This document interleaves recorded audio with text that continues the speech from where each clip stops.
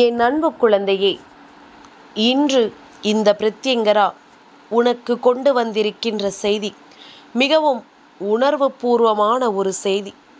ஏனென்றால் இது உன் குலதெய்வம் உன்னிடத்தில் சொல்ல வேண்டி என்னிடத்தில் சொல்ல வந்த ஒரு செய்தி.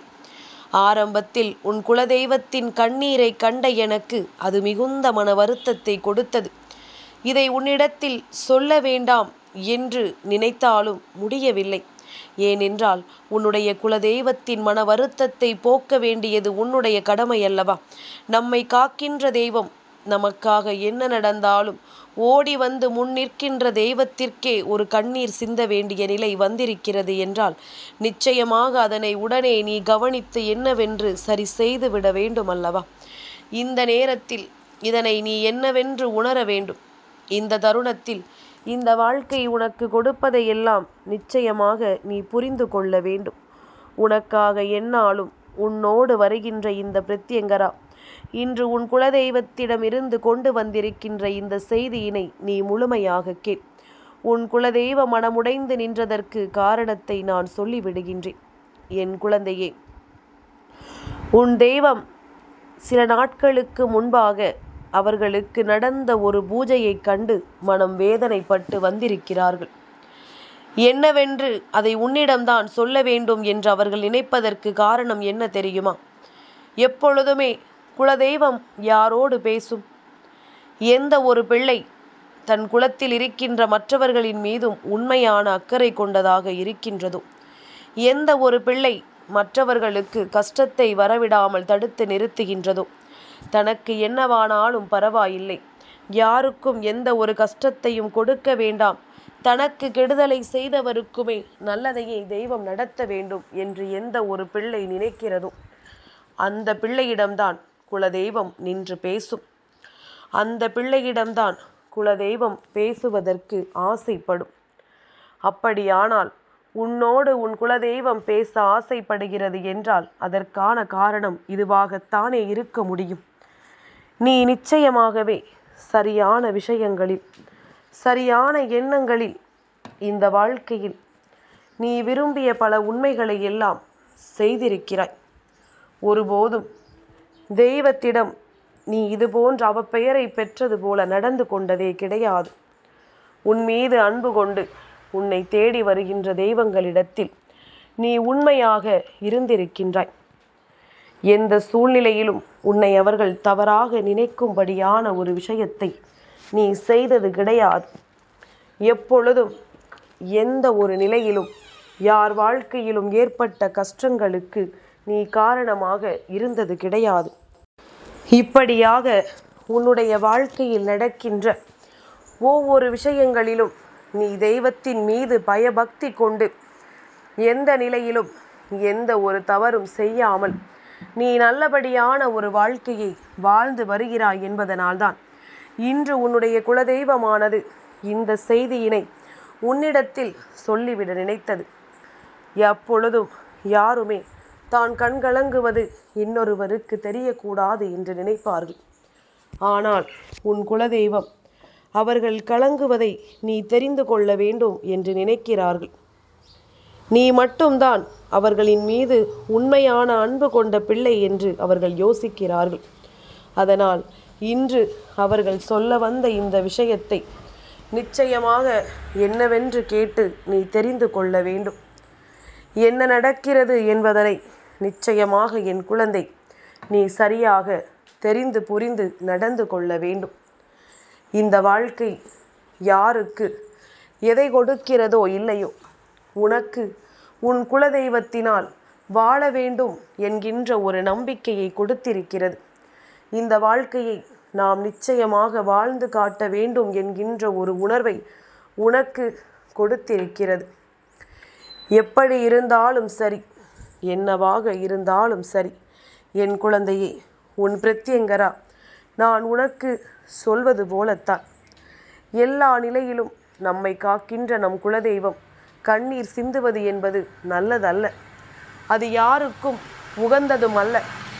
அந்த குலமே அதனால் பாதிக்கப்படும். குலதெய்வம் நல்லாசிகளை வழங்க வேண்டி நாம் எதிர்பார்க்கின்ற இந்த நேரத்தில் குலதெய்வமே கண்ணீர் வடிக்கின்ற ஒரு நிலை வந்திருக்கிறது என்றால் நிச்சயமாக இதனை நீ என்னவென்று கவனிக்கத்தான் வேண்டும். இதனால் ஏற்படக்கூடிய பிரச்சனைகளை நிச்சயமாக என் பிள்ளை நீ தீர்க்கத்தான் வேண்டும். யாரும் இதில் எனக்கு சம்பந்தமில்லை என்று சொல்லி தப்பிவிட முடியாது. யாரோ ஒருவர் செய்த காரியம் மட்டுமல்ல, இதனோடு சேர்ந்து 2-3 பேர் அவர்களின் ஒட்டுமொத்த குடும்பமும் சேர்ந்து நடத்திய ஒரு நாடகத்தினால் ஏற்பட்ட விளைவுதான் உன் குலதெய்வத்தினுடைய இந்த கண்ணீருக்கு காரணம். தெய்வம் என்பதனை விளையாட்டாக எடுத்துக்கொள்கின்ற மனிதர்கள் செய்கின்ற ஒரு விஷயம். சில நாட்களுக்கு முன்பாக ஒரு பூஜை ஒன்று உன் குலதெய்வ கோவிலில் நடந்திருக்கின்றது. அந்த பூஜையை காண உன் குலதெய்வமும் மிகவும் ஆவலோடு தன் பிள்ளைகளுக்கு ஆசிகளை வழங்க வந்திருக்கின்றார்கள். அந்த நேரம் அங்கு நடந்த விஷயம் உன் குலதெய்வத்தினுடைய மனதை பெரிய அளவில் பாதித்து விட்டது. அங்கு ஒவ்வொருவரும் நான் பெரியவரா, நீ பெரியவரா என்று போட்டி போட்டுக்கொண்டு செய்கின்ற காரியங்கள் ஒவ்வொன்றையும் கண்ட உன் குலதெய்வத்திற்கு நிச்சயமாகவே இது போன்ற ஒரு பூஜைகளை நமக்கு இவர்கள் நடத்தாமலேயே இருக்கலாமே, நாம் நல்லபடியாகத்தானே இவர்களுக்கு எல்லா நல்ல விஷயங்களையும் செய்து கொண்டிருக்கின்றோம். அப்படி இருக்கும் பொழுது இவர்கள் இந்த கஷ்டத்தை எனக்கு கொடுக்கவா இப்பொழுது என்னை தேடி வந்திருக்கிறார்கள்? இதுவெல்லாம் எனக்கு சரியாக படவில்லை.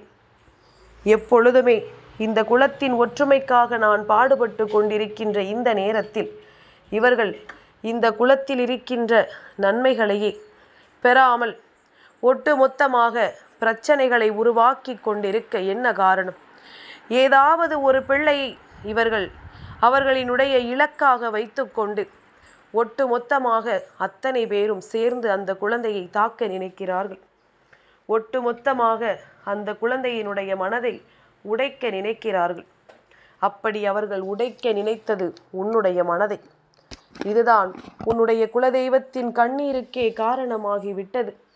எந்த வகையிலும் என் மனதில் இடம் பிடிக்காதவர்கள் இவர்கள், எந்த ஒரு நல்ல காரியத்தை செய்தும் என்னிடத்தில் ஒருபோதும் நல்ல பெயரை பெறாதவர்கள், அடுத்தவர்களுக்கு கெடுதல் செய்வதும் அடுத்தவர்கள் வாழ்க்கையை அழிக்க நினைப்பதும் அடுத்தவர்களுக்கு சோதனைகளை கொடுப்பதுமே தன் வேலையாக இருந்து கொண்டிருந்த இவர்கள் எல்லாம் எல்லா விதத்திலும் எனக்கு பிடித்த பிள்ளையை காயப்படுத்துவதை என்னால் ஏற்றுக்கொள்ள முடியாது. என் பிள்ளை கலங்குவதை என்னால் பார்க்க முடியவில்லை. இதுவெல்லாம் என் பிள்ளைக்கு புதிதாக இருக்கின்றது. ஏனென்றால் இத்தனை காலமும் என்னையே கதியென்று நின்ற ஒரு பிள்ளை என்னை காண வருகின்ற நேரத்தில் ஒரு சோதனை அந்த பிள்ளைக்கு ஏற்படுகிறது என்றால் நிச்சயமாக இது கவனிக்கப்பட வேண்டிய விஷயம். இது என் பிள்ளைக்கு இவர்கள் செய்கின்ற பாவம் அல்ல.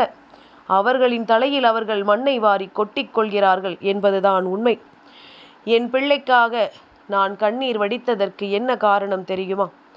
என் குழந்தை படுகின்ற இந்த கஷ்டத்தை எல்லாம் என்னால் சகிக்க முடியவில்லை. என் பிள்ளை படுகின்ற வேதனைகளை எல்லாம் என்னால் தாங்கிக் கொள்ள முடியவில்லை. என் குழந்தை ஏன் இத்தனை வேதனைப்பட்டு நிற்கிறது? நான் இருக்கிறேனே, உன் குலதெய்வம் நான் இருக்கிறேனே. நான் இருக்கும் பொழுது நீ கலங்கலாமா? இவர்கள் செய்வதையெல்லாம் நான் அப்படியே விட்டு விடுவேனா என்ன? இவர்களுக்கு சரியான நேரத்தில் சரியான தண்டனையை கொடுக்காமல் நான் எங்கும் சென்று விட மாட்டேன். நேரம் வரும்பொழுது, சரியான நேரம் வரும்பொழுது இந்த வாழ்க்கையில் உனக்கு நடக்கின்ற எல்லா விஷயங்களும் நிச்சயமாக எதனால் நடக்கிறது என்பது உனக்கு புரிந்துவிடும். இவர்களை எல்லாம் உனக்கு நான் அடையாளம் காட்டி தந்திருக்கின்றேன். இத்தனை நாளும் இவர்களை எல்லாம் நல்லவர்கள் என்று சொல்லி இவர்களுக்கு ஓடி ஓடி உதவிகளை செய்தாயல்லவா? உன் வீட்டுக்குள் யார் வந்தாலும் அவர்களை உபசரித்து அவர்களை வரவேற்று அவர்களுக்கு என்ன நல்லது என்று நீ செய்து கொடுத்தாயல்லவா? உனக்கு கிடைக்கவிருந்த நல்லதை கூட நீ அவர்களுக்கு கொடுத்தாயல்லவா? அப்படி இருக்கும் பொழுது என் பிள்ளை, இது போன்ற சூழ்நிலைகளில் உனக்கு நடக்கக்கூடிய இந்த விஷயங்களை எல்லாம் நிச்சயமாக நீ சற்று கவனிக்க வேண்டுமல்லவா? இதையெல்லாம் என்னவென்று நீ கவனித்திருக்க வேண்டுமல்லவா? உன்னோடு உன் அம்மா இதை சொன்ன பிறகுதான் இனி நீ கவனிக்க தொடங்குவாய். எந்த அளவிற்கு மனதில் கெட்ட எண்ணத்தோடு இவர்கள் உன் இல்லத்திற்குள் நுழைந்திருக்கிறார்கள் என்பது இப்பொழுது உனக்கு புரிகின்றதா? தன்னுடைய மனதில் எந்த விதத்திலும் நல்ல எண்ணங்களும் நல்ல சிந்தனைகளும் இல்லாமல் இவர்கள் உன்னை தேடி தேடி வந்தது உனக்கு புரிந்து விட்டதல்லவா? இனியாவது இவர்களிடத்தில் மிகுந்த எச்சரிக்கையோடும் மிகுந்த கவனத்தோடும் இருக்க வேண்டும் என்பதனை நீ புரிந்து கொள். என்ன நடந்தாலுமே என் குழந்தை, இந்த வாழ்க்கை தருகின்ற விஷயங்களை நீ சற்று கவனத்தோடு என்னவென்று தெரிந்து கொள்ள பழக வேண்டும். உன்னை தேடி வருகின்ற உண்மைகளை நிச்சயமாக என் பிள்ளை நீ சரியாக உணர வேண்டும். உன்னோடு உன் பிரத்யங்கரா எப்பொழுதும் உனக்காக நிற்கும் பொழுது உன் குலதெய்வத்தின் கண்ணீரை உன்னால் எப்படி துடைக்க முடியும் என்று கேட்கிறாயல்லவா? அம்மாதான் வழி சொல்ல வேண்டும் என்று நினைக்கிறாயல்லவா? என் தங்கமே, உன்னுடைய குலதெய்வத்தினுடைய கண்ணீர் துளிகள் உன் மீது இருந்த மன வருத்தத்தில் வந்தது. உனக்கு நான் இருக்கிறேன் என்ற எண்ணமில்லாமல் எதற்காக இந்த மனிதர்களினுடைய சூழ்ச்சிகளை எல்லாம் கண்டு நீ பதறுகிறாய்? இவர்களினுடைய செயல்கள் எல்லாம் ஏன் உன்னை பாதிக்கிறது? நீ வருந்தாமல் இரு. இதையெல்லாம் நான் பார்த்து கொள்கிறேன் என்றுதான் உன் குலதெய்வம் உன் மீது வருத்தம் கொண்டு கண்ணீர் வடித்தது.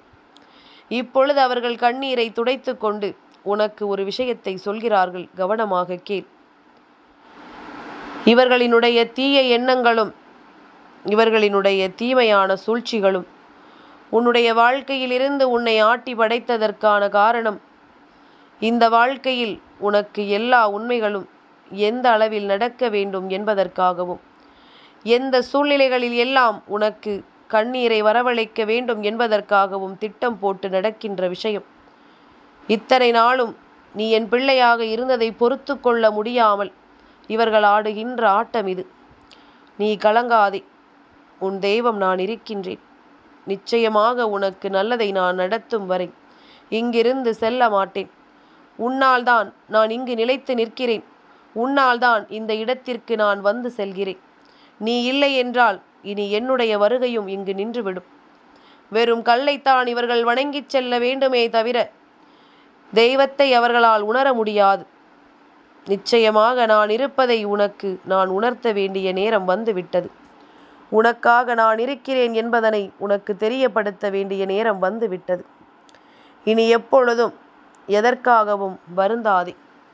உனக்கு நடப்பது எல்லாம் நல்லதற்குத்தான் என்பதனை நீ நிச்சயமாக தெரிந்து கொள்ள வேண்டிய காலகட்டம் இது.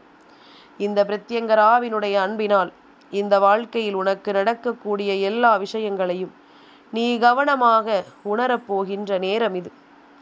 உனக்கு என்ன நடந்தது, ஏது நடந்தது என்றெல்லாம் நினைத்து இனி வருந்தாதே.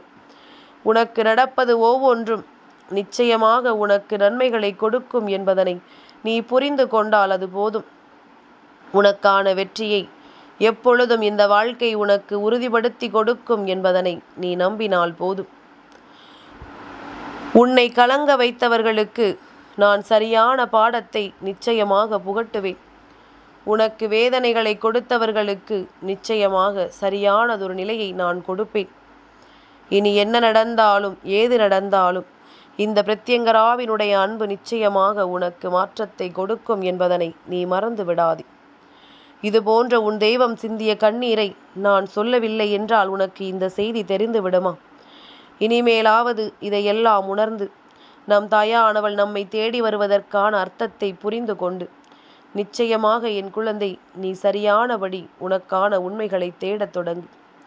இனி எந்நாளும் உனக்கு வெற்றி கிடைக்கட்டும். இனி எந்நாளும் உனக்கு இந்த வாழ்க்கை மிகப்பெரிய நன்மைகளை உறுதிப்படுத்தி கொடுக்கட்டும். அம்மா சொன்னபடி கேட்டு சுற்றி இருக்கின்றவர்களை எல்லாம் எண்ணி கலங்காதே. நான் சொல்வது ஒன்றுதான் என் குழந்தையே. யாருக்காக நீ வாழ்ந்து கொண்டிருக்கிறாய் என்பதில் முதலில் உன் கவனம் இருக்க வேண்டும். நீ இந்த உலகத்தை விட்டு சென்று விட்டாய் என்று தெரிந்துவிட்டால் பக்கத்து தெருவிற்கு வரும் வரையில் சிரித்து கொண்டே கதை பேசி வருகிறவர்கள்தான் உன் வீட்டிற்கு வந்ததும் உன்னை கண்டதும் கண்ணீர் வடிப்பார்கள். மீண்டும் அதுபோலத்தான் அடுத்த தெருவிற்கு சென்றதும் சிரிக்க தொடங்கி விடுவார்கள். இவர்களுக்காகவா இந்த வாழ்க்கையில் அதை செய்ய வேண்டும், இதை மாற்றிக்கொள்ள வேண்டும் என்று நீ நினைக்கிறாய்? என் குழந்தையே, அவ்வளவுதான் அவர்கள் உன் வாழ்க்கையில் ஏற்றுக்கொண்டிருக்கின்ற கதாபாத்திரம். அதனால் இவர்களுக்காகவெல்லாம் எண்ணிக்கொண்டு எந்த நிலையிலும் உன் மனதை நீ காயப்படுத்தி கொண்டிருக்காதே.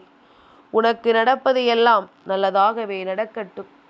உனக்கு நடக்கக்கூடிய விஷயங்கள் எல்லாம் நிச்சயமாக நல்லபடியான மாற்றத்தை உனக்கு உறுதியாக கொடுக்கட்டும்.